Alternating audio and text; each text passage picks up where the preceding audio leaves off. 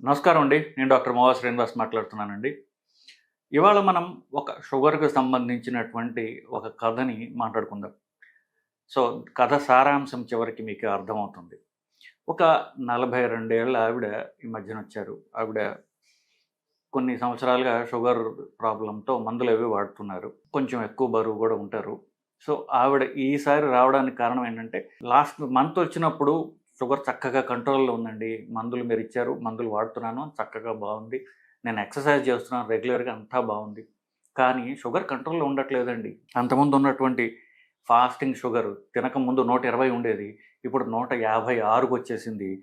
అంతకుముందు తిన్న తర్వాత షుగర్ ఉండే 155 షుగర్ ఏదైతే ఉండేదో నెల క్రితము, ఇప్పుడు అది 185కి చేరుకుంది.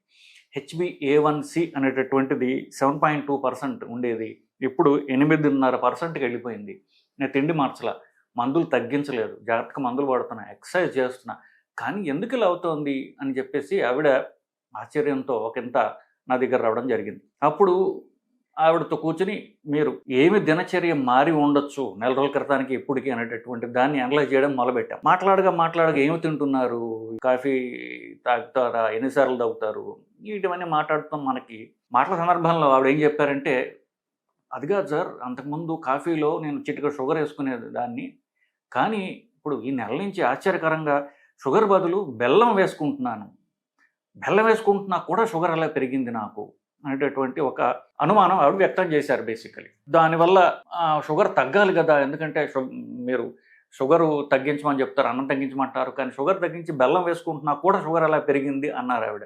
ఆ స్పెసిఫిక్ అంశం గురించి ఇవాళ మనం వీడియో చేయబోతున్నాం. సో, ఆవిడకి చెప్పిందే మీకు చెప్తున్నాను బేసికలీ. బెల్లం అనేది 2 రకాలు. ఒకటి చెరకు నుంచి వచ్చేది, 2 తాటి పండు నుంచి వచ్చేది అటువంటిది. సో, తాటి బెల్లం గురించి అంతకుముందు ఒక వీడియో చేశా, అది మీరు చూడొచ్చు. సో, బేసికలీ బెల్లం వచ్చేది చెరకు నుంచి. ఆ బెల్లాన్నే ఇంకా శుద్ధి చేయగా ఆ పసుపచ్చ బెల్లం కాస్త తెల్లగా మారుతుంది. దాన్ని చక్కెర లేదంటే షుగరు ఇంగ్లీష్‌లో, పంచదార, చక్కెర ఇట్లాగా మనం మాట పెట్టి పిలుస్తాం. సో, శుద్ధి చెయ్యనటువంటి చక్కెరే బెల్లము. ఈ బెల్లంలో మీరు సైంటిఫిక్‌గా చూసినట్లయితే షుగర్‌లో ఉండేటటువంటి దాంట్లో 65-85% వరకు షుగర్ ఉంటుంది దాంట్లో. మిగతాది ఇంప్యూరిటీస్ ఉంటాయి. అందుకే తెల్లగా కాక పసుపచ్చగా ఒకంత నల్లగా కూడా ఉండొచ్చు గాక. ఇప్పుడు దీంట్లో ఉండే పదార్థం చూసుకుంటే దాన్ని సుక్రోజ్ అంటారు. ఈ సుక్రోజ్‌లో 50% గ్లూకోజ్ ఉంటుంది. 50% ఫ్రక్టోజ్ ఉంటుంది. సో, ఒకవేళ మీరు షుగర్ గానీ, చక్కెర గానీ, బెల్లం గానీ తిన్నట్లయితే మీ షుగర్ పెరుగుతుంది చూసారా? అది సగమే. ఎందుకు? ఈ పదార్థంలో ఉండేది 50% గ్లూకోజ్, 50% ఫ్రక్టోజ్ అని దాన్ని మీరు మెజర్ చేయట్లా. ఫ్రక్టోజ్ మెజర్ చేసే ల్యాబ్స్ లేవు. అంటే అర్థం ఏంటి? యాక్చువల్‌గా మీకు జరిగే డ్యామేజ్ దీనికంటే డబుల్ ఉంటుంది. బెల్లం గానీ, షుగర్ గానీ ద్వారా వచ్చేటటువంటి పెరుగుదల, షుగర్ ఏదో పెరిగిందో ఇప్పుడు ఎగ్జాంపుల్‌లో చూసాం గదా! యాక్చువల్‌గా దానికంటే డబుల్ ఎక్కువ శరీరంలో ఉంటుంది. రెండోది మనం మెజర్ చేయట్లే. మనం గ్లూకోజ్ ఒకటే మెజర్ చేస్తున్నాం. ఫ్రక్టోజ్ మనం మెజర్ చేయడం లేదు.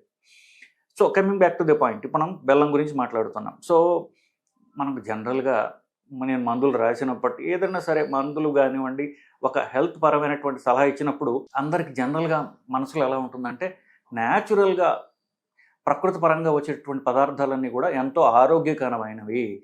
ఈ మందులన్నీ కూడా కృత్రిమమైనవి, ఆర్టిఫిషియల్‌గా తయారు చేసే కెమికల్స్ హానికరం.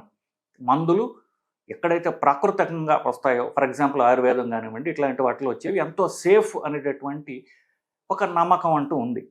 సో, ఇప్పుడు న్యాచురల్‌గా వచ్చేవేమిటి అని మనం చూసినట్లయితే, ఇప్పుడు మీకు తెలుసు ఉప్పు న్యాచురల్‌గా వచ్చేదే కదా! కృత్రిమంగా తయారు చేస్తున్నారు. బట్ యాక్చువల్ సముద్రం ఉప్పే కదా! రాక్ సాల్టే కదా! హిమాలయన్ రాక్ సాల్ట్, హిమాలయాన వచ్చినటువంటి బండల్లో వచ్చినటువంటి సాల్టే కదా! మరి ఉప్పు తింటే షుగర్ పెరగదా? ఉప్పు తింటే మరి కిడ్నీకి హానికరం కాదా? మరి అలాంటప్పుడు న్యాచురలే కదా! ఆల్కహాల్ న్యాచురల్‌గా తయారు చేసిందే కదా! ఆల్కహాల్ తయారు చేసే పదార్థాలు ఏంటి? బేసిక్‌లీ కార్న్, అంటే జొన్నల నుంచి వస్తుంది, లేకపోతే గోధుమల నుంచి వస్తుంది. గోధుమలు, జొన్నలు ప్రకృతి పరంగా వచ్చినవే కదా! మరి ఆల్కహాల్ శరీరానికి డ్యామేజ్ చేస్తుంది కదా! పొగాకు మొక్కే కదా! మరి మొక్క నుంచి వచ్చే దానివల్ల హార్ట్ అటాక్‌లు ఎందుకు వస్తున్నాయి?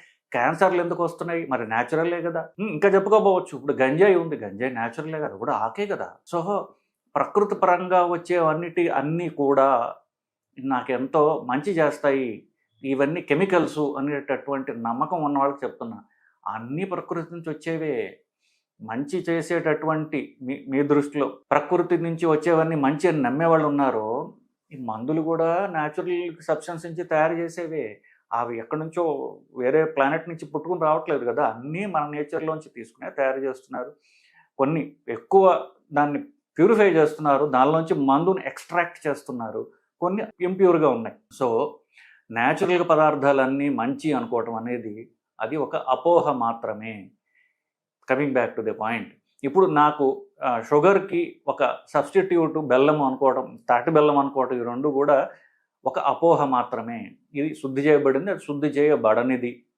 సో, ఇంకా మీరు చూసినట్లయితే బెల్లంలో ఈ పసుపు రంగులో ఉండేది ఏదైతే ఉంటుందో అది శుద్ధి చేయనటువంటిది షుగర్ పదార్థం అనుకుందాం. మరి నలుపు ఎందుకుంటోంది దాంట్లో?